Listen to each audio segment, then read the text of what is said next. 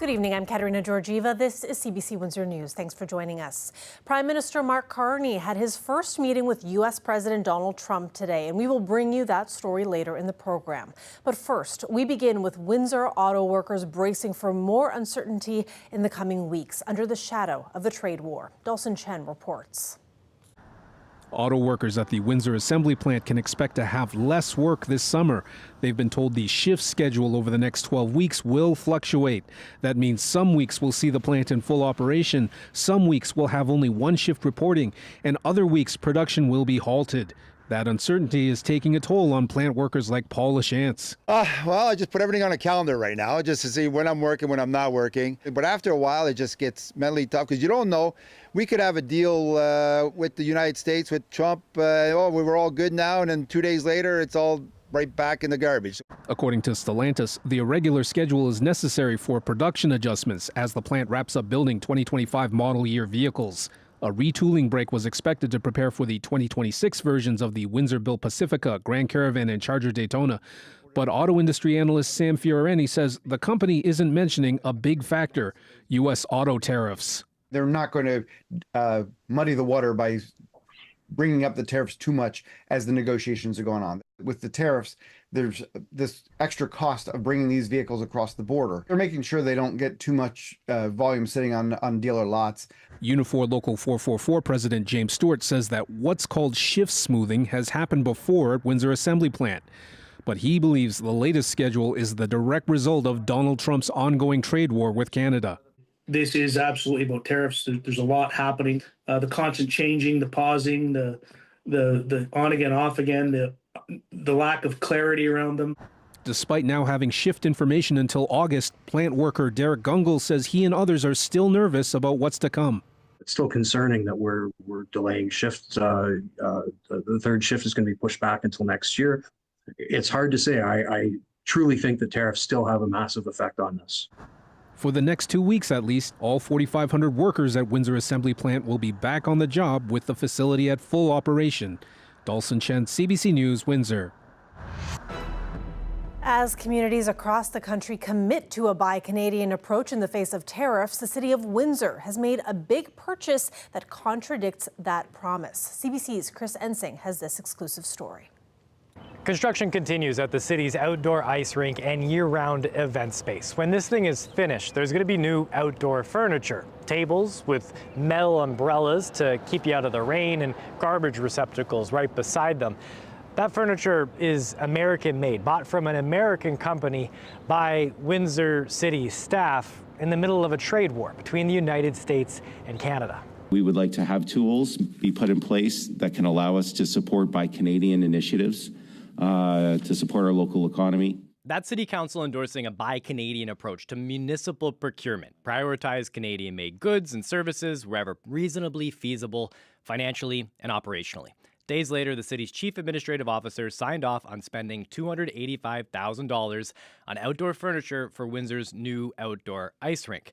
They're built in America by American companies. The tables, garbage bins, they could be subjected to Canadian counter tariffs at the border, and that could increase costs by $71,000. The city's engineers said this was all considered, and senior administration decided to buy American anyway. We really felt at the end of the day there was minimal risk or impact to pricing when it came down to the potential, I guess in this case, reciprocal Canadian tariffs on metals or steel that's made in the States and finding its way into Canada. Simpson says this outdoor furniture is used throughout Windsor parks, and he says sticking with the American-made furniture makes it easier to maintain with replacement parts readily available. Council did not vote on this because the items fall within the ice rink's budget. Simpson says a special city tariff committee looked over the purchase and gave approval. Was there a Canadian supplier that could have done this? And do you have a concept of the cost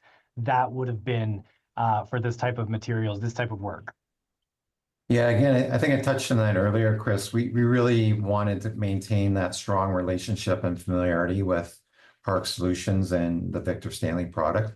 So that's really what drove our decision there on a whole host of fronts. Not only do we feel we can save costs to the taxpayers when it comes to long-term maintenance, but it just seemed to be the most time expedient process to acquire their products. Simpson says they're still trying to figure out if they could open some stuff ahead of the ice rink, like the water fountain or the stage or the public bathrooms. He says that ice rink will open in time for winter and believes the entire project will be completed within the previously approved budget. Chris Hensing, CBC News, Windsor. Colette Kennedy is with us now for our first look at weather on this gray day. Colette, how's it looking into the evening? Yeah, you know, when we have a situation, a setup like this, where we've got this cutoff low that's kind of hanging around and not moving on, you can get nice days like yesterday, and then you're back into some of the cloud cover or even rain showers or fog, depending. And that's what we're seeing. The area of low pressure has moved a little bit, generally light winds and not much activity under it, but we're getting that rotation coming back around. And that's why we do have a chance to get into some showers as we move into the evening and overnight hours. 11 degrees is going to be the low. Now tomorrow we're going to have to be patient, but eventually we're going to break into some sunshine and see that temperature warm up. Okay, awesome. Thanks, Colette. You're welcome. Up next, millions of birds migrating north passed through southwestern Ontario in spring. But with avian flu spreading in the United States, researchers here are tracking the virus and learning more about how it spreads. CBC's Jennifer LaGrassa reports.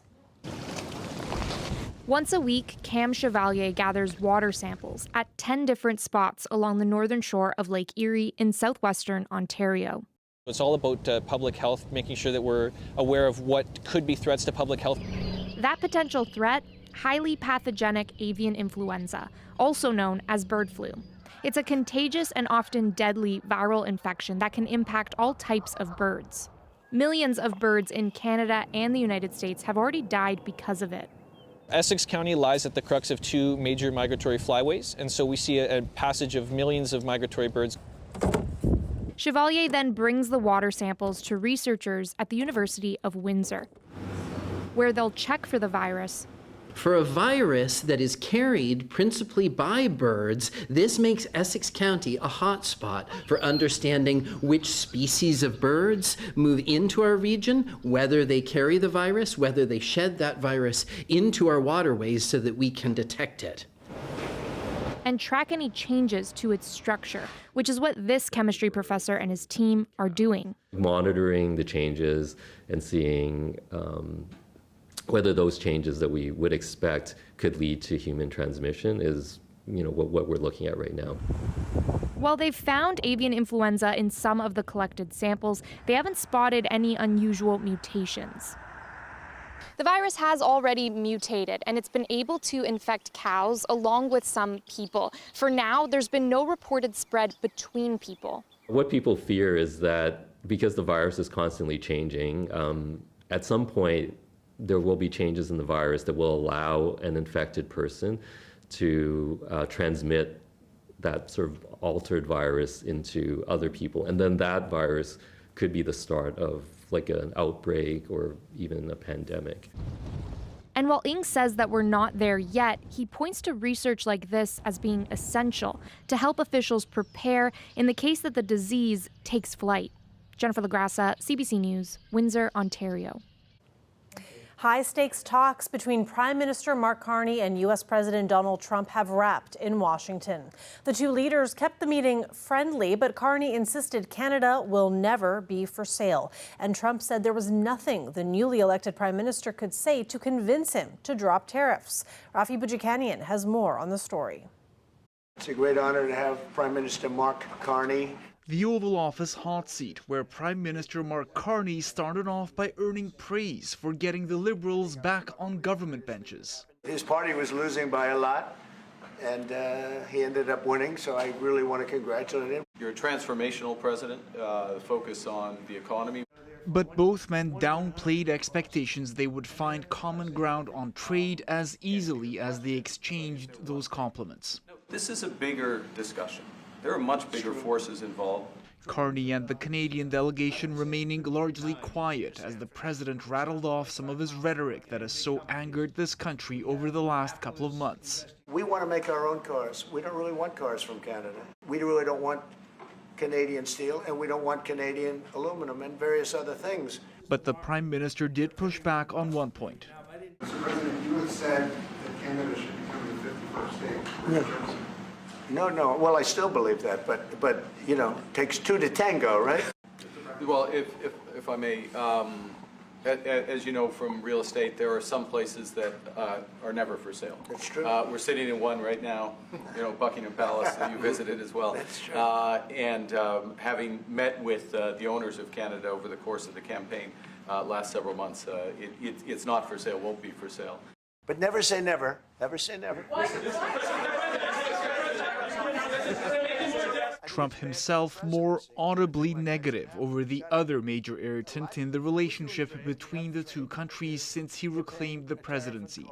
Is there anything he could say to you in the course of your meetings with him today that would get you to lift tariffs on Canada? No. Why not? Just the way it is. Carney was eager to paint a positive picture after the meeting. I look forward, not back, and I think we established a good basis today. As I said before I came here, I wouldn't have expected white smoke coming out of this meeting. Some next steps will hinge on the key ministers Carney appoints to the Canada-US file. He's expected to announce his cabinet next week and says talks with Trump will continue when he visits this country during the G7 next month. Rafi Bujikani on CBC News, Ottawa. Premier Doug Ford struck a tone of solidarity with Mark Carney as the Prime Minister held that first face-to-face with Trump. The Premier saying that he stands with the leader as he conducts the crucial talks on trade and tariffs. Queen's Park reporter Sean Jeffords has more. I thought he did really well. It was very productive. He held his own. I'll tell you, it's very obvious that President Trump likes Prime Minister Carney a lot more than he liked Prime Minister Trudeau. Doug Ford's candid assessment of Mark Carney's first meeting with Donald Trump. All eyes at Queen's Park turned south to Washington today, anxiously watching Carney and Trump's moment in front of the cameras. Ford has been waging a public fight against the U.S. president's tariffs for months. But he took exception at Trump's repeated insistence that Americans don't need Canadian goods. Say if he doesn't want anything, I guess he doesn't want the potash that keeps his farmers going, or the uranium to keep his nuclear energy facilities going, or our high-grade nickel that keeps the military and aerospace and manufacturing going. The list keeps going on. Earlier in the day, Ford stressed that all Canadian political leaders need to stand with the new Prime Minister, taking a veiled shot at Alberta Premier Danielle Smith, who's warned in recent days about the rising specter of separatism in her province. This is a time to unite the country, not people saying, oh, I'm leaving the country, or I'm doing this, I'm doing that. You know, united we stand, divided we fall. And we have to be united Canada together to fight President Trump's tariff. And he predicted Trump will pay a price at the polls because of his tariff policy. I can't wait for the midterms, then we'll fix his little red wagon. NDP leader Marit Stiles says she wants Carney to be firm with Trump and proactive about helping workers impacted by his tariffs. I need the Prime Minister to make very clear that Ontario and Canada are not going to take this sitting down, right? We are going to stand up for our rights, we are a sovereign nation. Liberal leader Bonnie Crombie says the sit-down with Trump was a good first step, but didn't expect anything specific to come out of the meeting. I don't think there will be any immediate wins. I think this is a relationship-building exercise. Ontario has introduced $9 billion in tax deferrals for businesses and workers hit hard by the tariffs. And Ford has hinted that further relief could be coming in the spring budget. That spending plan will be unveiled on May 15th. Sean Jeffords, CBC News, Toronto. In other news across the pond, King Charles and Queen Camilla have unveiled their new coronation portraits at London's National Gallery. The King's painting includes the imperial crown on a table next to him, and he's wearing his robe of state as well as his naval uniform with medals. The Queen is depicted in her coronation dress, featuring silver and gold embroidered floral designs. Tuesday marks the second anniversary of the coronation. The commissioned portraits will remain here until June 5th before being moved to their permanent home in the throne room of Buckingham Palace. A live look outside there on a bit of a gray day, and we do have some more drizzle expected going into tomorrow. But don't worry, there is some sunshine waiting for you on the other side. When we come back, we'll have the very latest out of that high-profile trial out of London. Stay with us.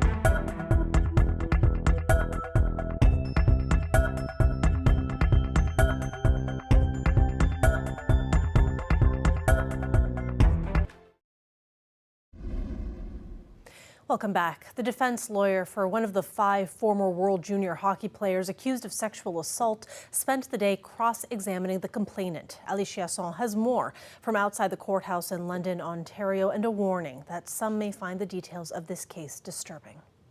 Day 2 of cross-examination, and Michael McLeod's defense attorney David Humphrey questions EM's comfortability dancing and hanging out with the hockey players at the bar that night in June of 2018.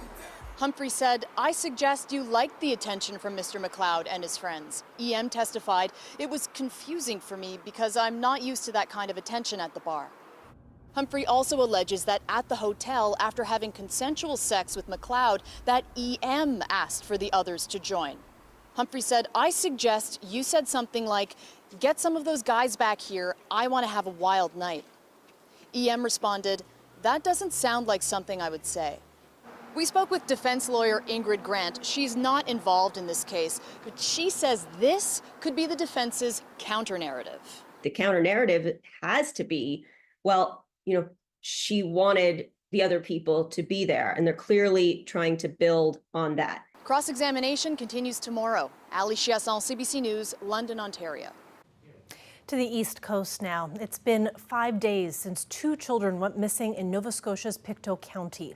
6-year-old Lily Sullivan and her 4-year-old brother Jack were reported missing on Friday.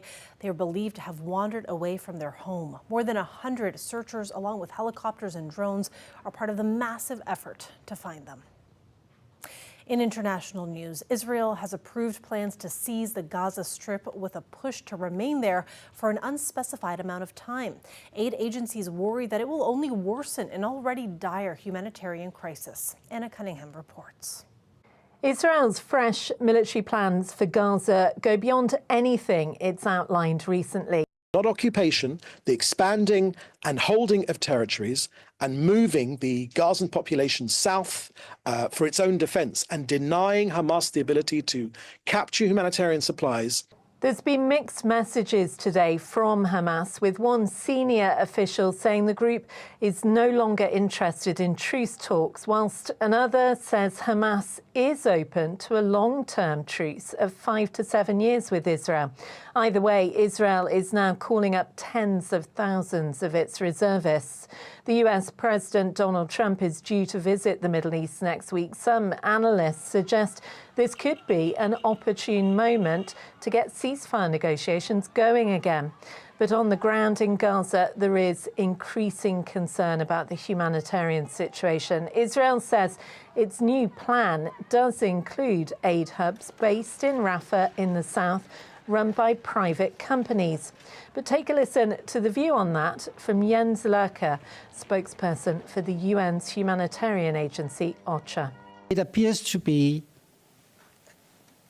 a deliberate attempt to weaponize the aid. There's a desperate need for food getting in. They're getting bombs.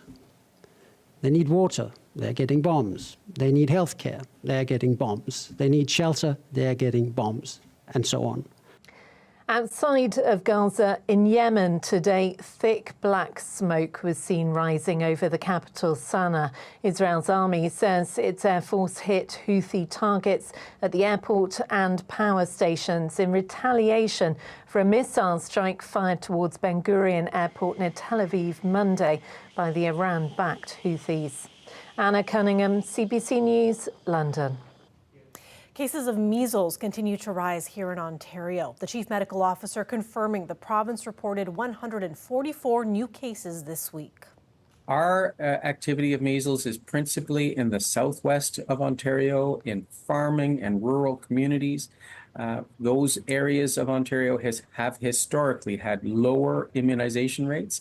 And because this virus is just so infectious, it's very difficult to limit the spread of the virus once it gets into those communities. He says the province now has over 1,300 cases and that this week's numbers are consistent to the outbreak's growth rate. 98 of all cases required hospitalization, with 8 in intensive care. So far, Windsor-Essex has seen 126 cases since the start of the year, and the province's top doctor says the majority of those contracting the virus are unvaccinated. Stay with us. Colette will be with us after the break with more on weather.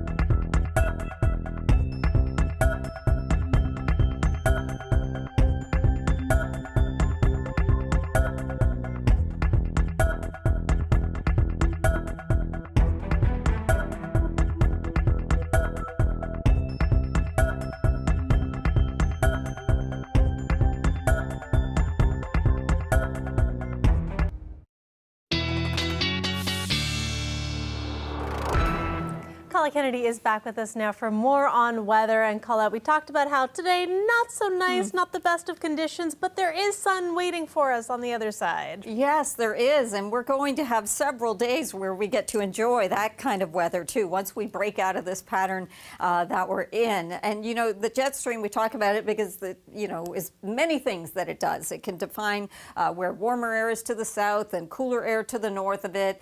It also can enhance certain storm systems, but it also can push things along. And our jet stream is way up here towards the north, running in this section anyway, mostly zonal from west to east. And we've got this area of low pressure down here by the Great Lakes. And so nothing has been pushing it along. So although yesterday was a decent day, today we get some of that counterclockwise rotation around that low coming back in, and a lot of cloud cover in here. Temperature 15 degrees, Kapuskasing, way up in Kapuskasing, 10 degrees warmer there at 25. So the hot spot actually in the province. Winds at least generally light when you get right under that area of low pressure. That tends to happen. You can see it defined here very well, though. Counterclockwise, there it is, just spinning and circulating around that area of low pressure and that lifting unstable air. So even as we go into the evening and overnight, a few light showers are possible. And then tomorrow morning, we may have a little bit of cloud, but once we can push by that, we will get into clearing, and then the sun will be out. Now, there is going to be another front that's going to come through, but essentially behind that, we get into several days of nice weather, including extending into this very special weekend with Mother's Day on Sunday. So taking through Wednesday, here comes the front I'm talking about. I put a chance of showers in early on Thursday, and then the clearing after that is going to be quite astounding and very, very nice indeed to enjoy. So rainfall amounts from what may come through, almost nothing, but just to let you know, some sprinkles are possible. Overnight temperature, we're dropping to about 11, 12 degrees for that overnight low. Now, it's going to take a little bit of patience, but we are going to clear tomorrow. And once we do, there could be a bit of morning fog in there too. Once we do and we get that sunshine, then that temperature will lift. So 22 for the high. Now on Thursday, behind that cold front with more of a northerly flow to our winds, it will be a little bit cooler. Temperature similar to what it is right now, but then Friday 20, Saturday mostly sunny 24, and Mother's Day partly cloudy, meaning mostly sunny really, 23 for the high. Perfect for those mamas. Thank you so much, Colette. Thanks everybody for watching. We will see you tomorrow. Good night.